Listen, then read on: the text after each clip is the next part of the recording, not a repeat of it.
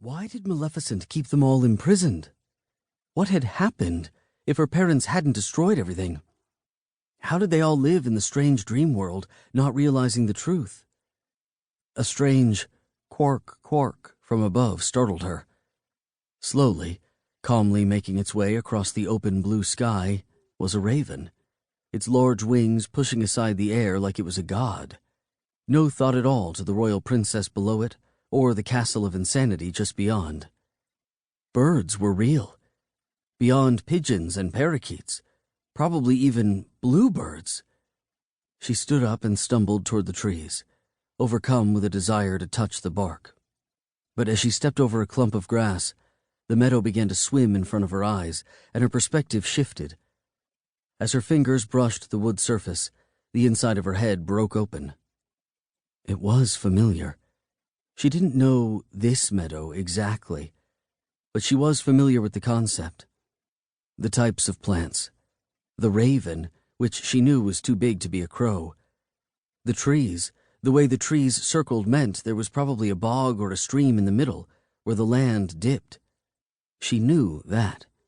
She knew that beyond these leafy trees would be gnarled, thicker trees with dark green leaves, and beyond them pines, and under their heavy boughs there lay a friendly darkness so complete it put the vines over the castle bailey to shame. She fell.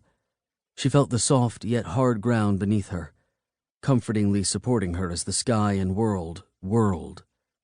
It kept her from flying off. There was another meadow, warm and sweet-smelling, like this one, but much larger. Or was she just smaller? Tiny legs thumping the ground. Tiny, naked legs.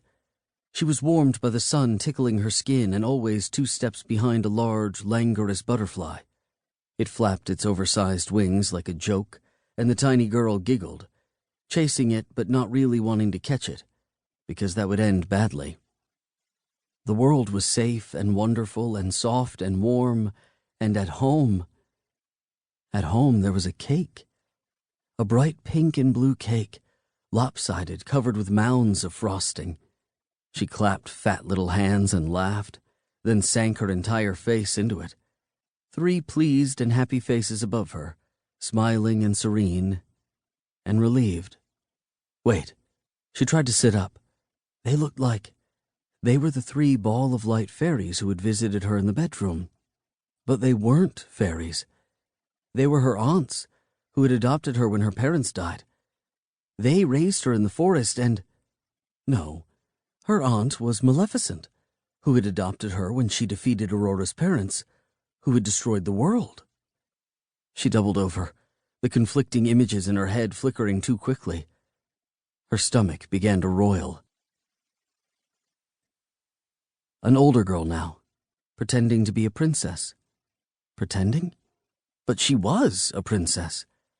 Her 3 aunts had fashioned a costume for her, a gown of found feathers and flower petals and large green leaves. It was cinched at the waist with a girdle of plaited river reeds and decorated with an incongruous, sparkly blue stone that the aunts had found somewhere. A matching reed tiara rested on her shaggy, half-braided hair. When she twirled, feathers and leaves spun out, and she was the queen of the forest.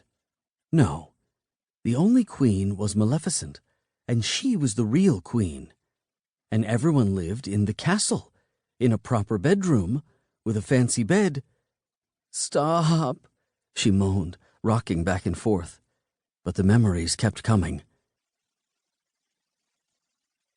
Lying on the forest floor, for hours, watching the light change as it moved along the mossy ground like the snails she often played with, its slow, miraculous journey over a sprouted nut, the magic of the sun causing its first leaves to unfurl toward the sky, the light moving on, sleeping some, not feeling like picking berries, wanting something new, something exciting, beyond seeing what was under the heavy rocks by the creek, twirling through shadow and light, across grass and carpets of pine needles, happy but feeling like things hadn't started yet, wondering when they would.